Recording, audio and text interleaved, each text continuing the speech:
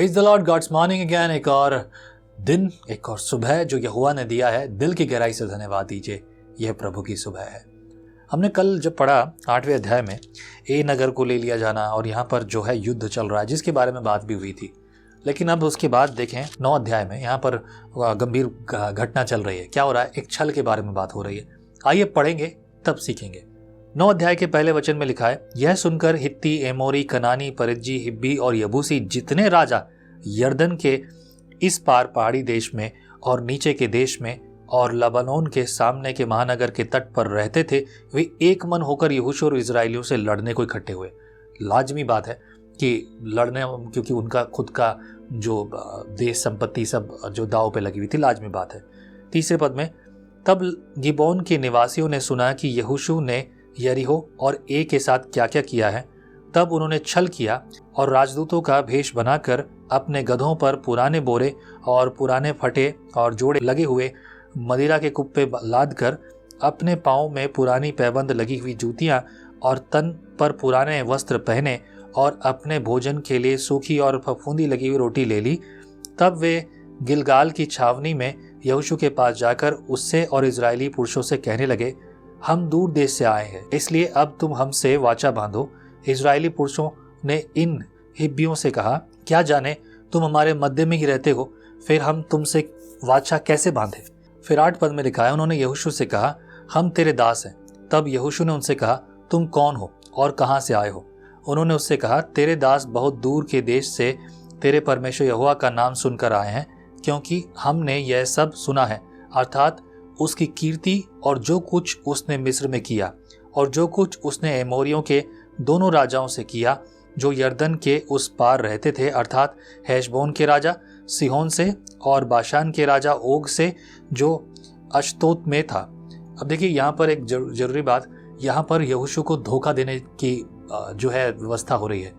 ये लोग डर तो गए, लड़ तो रहे, लेकिन यहोशू के साथ वाचा बांधने आए हैं कि हम वाचा बंधवा के ना मामला सुलटा लेंगे और कुछ हल निकालेंगे। लेकिन अब इस हल के बारे में अगर हम बात करें तो देखिए इस पर आगे वचन हमें जो है स्पष्ट रीति से करेगा। मैं कुछ बोलूँ ये ठीक नहीं है, वचन से पढ़ेंगे। 11 पद में, इसलिए हमारे यहाँ के वृद्ध लोगों ने और हमारे देश के सब निवासियों ने हमसे कहा कि मार्ग के लिए अपना साथ भोजन वस्तु लेकर उनसे मिलने को जाओ और उनसे कहना कि हम तुम्हारे दास हैं, इसलिए अब तुम हमसे वाचा बांधो। जिस दिन हम तुम्हारे पास चलने को निकले उस दिन तो हमने अपने घर से यह रोटी गर्म और ताजी ली थी, परंतु अब देखो यह सूख गई है और इसमें फफूंदी लग गई है। फिर ये जो मदिरा के कुप्पे हमने भरे लिए थे तब तो नए थे, परंतु देखो अब ये फट गए हैं और हमारे ये वस्त्र और जूतियां बड़ी लंबी यात्रा के कारण पुरानी हो गई हैं। तब उन पुरुषों ने यहोवा से बिना सलाह लिए उनके भोजन में से कुछ ग्रहण किया। तब यहोशू ने उनसे मेल करके उनसे यह वाचा बांधी कि तुमको जीवित छोड़ेंगे, और मंडली के प्रधानों ने उनसे शपथ खाई। देखो ये बहुत महत्वपूर्ण बात है, जो सिखाने वाली बात, प्रभु का वचन। परमेश्वर ने यह आज्ञा दी थी, तुम किसी के साथ कोई वाचा मत बांधना, किसी के साथ कोई व्यवहार मत रखना, ये परमेश्वर ने उन्हें कहा था। लेकिन हुआ क्या? धोखा दिया गया। अब आप कहेंगे कि धोखा दिया तो मेरी गलती थोड़ी है, यहोशू की गलती क्या है इसमें? लेकिन बात सिर्फ इतनी नहीं है मेरे प्रियो। चौकस रहना, बुद्धि देना, ज्ञान, सब कुछ जो आपको चाहिए वो सब कुछ तो आपको मिला है। आप किसी युद्ध को लड़ने जा रहे हो और आप युद्ध को लड़ते समय आप पूर्ण रीति से तैयार होकर जाते हो, हर चीज़ आप लेकर जाते हो, लेकिन एंड टाइम पर जो ग्रेनेड आपके यहाँ बॉडी पे लगा हुआ है उसका पिन खुद ही ढीला छोड़ देते हो और बम से उड़ जाते हो, तो गलती किसकी है? एक उदाहरण मैंने दिया है, उदाहरण किसी भी तरह के दिए जा सकते हैं। अर्थ यह है कि समझदारी, ज्ञान, बुद्धि तो सब कुछ आपके पास है, लेकिन फिर भी ऐसी बातों में आप फंस कैसे गए? समझदार व्यक्ति को खड़ा करने का मतलब क्या है? गलतियां तो किसी के साथ भी हो सकती हैं, किसी से भी हो सकती हैं। हम ये कहकर बच जाते हैं, हम तो इंसान हैं, हमसे गलती हो गई, हम तो यहोवा नहीं, हमारे पास नहीं है, यहोवा को बताना चाहिए था, यहोवा की गलती है ना, ऐसा भी बोल देते हैं। ये चीज़ें मैं सोचता हूँ कि इस पर वाकई में सोचकर विचार करना चाहिए। 16 पद में लिखा है, उनके साथ वाचा बांधने के 3 दिन के बाद उनको यह समाचार मिला कि वे हमारे पड़ोस के रहने वाले लोग हैं और हमारे ही मध्य में बसे हैं। तब इजरायली कूच करके तीसरे दिन उनके नगरों को, जिनके नाम गिबोन, कपीरा, बेरोत और किर्यत्यारीम है, पहुंच गए और इजरायलियों ने उनको न मारा, क्योंकि मंडली के प्रधानों ने उनके संग इज़राइल के परमेश्वर यहोवा की शपथ खाई थी। तब सारी मंडली के लोग प्रधानों के विरुद्ध कुड़कुड़ाने लगे। तब सब प्रधानों ने सारी मंडली से कहा, हमने उनसे इज़राइल के परमेश्वर यहोवा की शपथ खाई है, इसलिए अब उनको छू नहीं सकते। हम उनसे यही करेंगे कि उस शपथ के अनुसार हम उनको जीवित छोड़ देंगे, नहीं तो हमारी खाई हुई शपथ के कारण हम पर कोप पड़ेगा। फिर प्रधानों ने उनसे कहा, वे जीवित छोड़े जाएं। अतः प्रधानों के इस वचन के अनुसार वे सारी मंडली के लिए लकड़हारे और पानी भरने वाले बने। उन्होंने अपनी जान बचाने के लिए जो चाल चली थी उसका फ़ायदा तो उन्हें मिला, और अब वो सारी प्रजा के लिए लकड़हारे और जो है पानी भरने वाले बन गए। यूपी में एक जाति होती है जिसको बोलते हैं धीमर, अलग अलग राज्यों में अलग अलग नामों से पुकारा जाता है, पानी भरने वाले। तो बोले ये धीमर लोग हैं जो लोगों को जो है घर में पानी भर के ला के देते हैं। इनका काम लोगों को घर में पानी भर के ला के देने का है।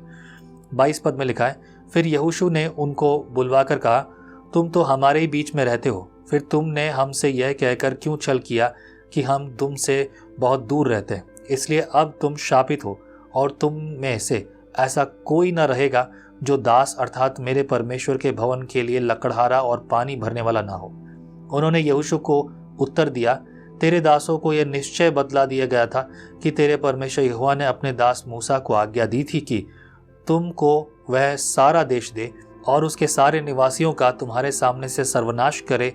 इसलिए हम लोगों को तुम्हारे कारण से अपने प्राणों के लाले पड़ गए, इसलिए हमने ऐसा काम किया। और अब हम तेरे वश में हैं, जैसा वर्ताव तुझे भला लगे और ठीक जान पड़े वैसा ही व्यवहार हमारे साथ कर। तब उन्होंने उनसे वैसा ही किया और उन्हें इज़राइलियों के हाथ से ऐसा बचाया कि वे उन्हें घात करने न पाए। परंतु यहोशू ने उसी दिन उनको मंडली के लिए और जो स्थान यहोवा चुन ले उनमें उनकी वेदी के लिए लकड़हारे और पानी भरने वाले नियुक्त कर दिया, जैसा आज तक है। देखिए, यहोवा बुद्धि देता है, ज्ञान देता है, तो कोई तुझे भरमाने ना पाए, इसके बारे में नए नियम में भी बात की गई है। देन ये बहुत गंभीर विषय है, पर धोखा दिया, लेकिन ये बात भी ठीक है, उनके जान के लाले थे। और अब जब वाचा बांधी है तो इन्होंने भी वाचा नहीं तोड़ा। परमेश्वर भी वाचा को कभी तोड़ता नहीं, और यहाँ पर परमेश्वर यहोवा के नाम से ही वाचा बांधी गई है। So that is serious and important thing. I believe you will learn this thing. आप सीखेंगे और आगे बढ़ेंगे। प्रभु आपको प्रेरित करें। वाचा बहुत महत्वपूर्ण है। इसका अर्थ मैं बस आपको ये समझाना चाहता हूँ, जब आप किसी से ये भी कहते हो कि मैं 10 बजे आऊँगा, तो 10 बजे मतलब 10 बजे आऊँगा। आप अपनी व्यवस्थाएं कम कर दीजिए। जब आप लोगों से बात करते हो, जब लोगों के साथ आप समय बिताते हो, जो भी कुछ आप करते हो, उस समय आपकी जो विधियाँ हैं, जो समय है, उन चीज़ों को ना इस तरीके से डिज़ाइन कीजिए, इस तरह से व्यवस्थित कीजिए ताकि आपको झूठ ना बोलना पड़े। तुम्हारी बात हाँ की हाँ, ना की ना में हो, ये परमेश्वर के वचन की ओर से आज्ञा है। अब इस आज्ञाओं को मानिए। आप धोखा देने वाले ना हो, चाहे जानबूझकर या अनजाने में। आप कह के ये नहीं बोल सकते भाई मैंने जानबूझ के नहीं किया, हो गया। मैं ये कहता हूँ कि मुझे कॉलेज जाना था और मेरे कॉलेज के एग्ज़ाम चल रहे थे, और ये अरियर्स थे, यानी कि जिनको मैंने परवाह नहीं की उनको दोबारा मुझे एग्ज़ाम देने पड़े। मैं अपने कॉलेज में बड़ा लापरवाह था। पढ़ाई में तो मैं ऐसा ही था, क्योंकि मैं सोचता था मेरा कॉलेज के लिए मैं इतना करता हूँ तो कॉलेज मुझे पास कर देगा, मुझे छोड़ देगा। लेकिन कॉलेज है वो भाई किसी को नहीं बख्शता। एंड यू नो व्हाट हुआ क्या कि मैंने गाड़ी में ट्यूब डाला, और ट्यूब जो है वो मैंने 30 रुपये बचाने के लिए लोकल वाला डाला। और ये गाड़ी जैसे तैसे थी मेरे पास, लेकिन 1-1 रुपये के लिए मैं उन दिनों बहुत मुसीबत में रहता था। और आज के दिन तक, अब तो खैर प्रभु महिमा कुछ और है, लेकिन मोटर बाइक हुआ करती थी, मैंने पुरानी मोटर बाइक खरीदी थी। यू नो व्हाट, और हुआ ये कि 15 किलोमीटर के सफ़र में वो गाड़ी 3 बार पंचर हो गई। नया ट्यूब है, एंड आई वॉज स्ट्रगलिंग। और जब मैं पहुंचा तो एग्ज़ाम सिर्फ मुझे देना था, कोई और नहीं था, सिर्फ मैं था जिसके डिले थे।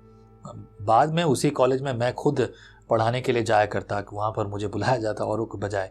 It's a grace on me. लेकिन जब ये मौका था, इस समय में मैंने देखा कि जब मैं कॉलेज पहुँचा तो उन्होंने बोला कि आज आप देर से क्यों आए हैं। मैंने वहाँ उनको एक्सक्यूज़ नहीं दिए, तो मैंने कहा कुछ ऐसे काम मैंने किए जिनकी वजह से मुझे देरी हुई और मैं इसके लिए क्षमा प्रार्थी हूँ। तो उन्होंने कहा कि नहीं ऐसी कोई बात नहीं है। मैंने कहा no, this was my mistake, so I must say sorry.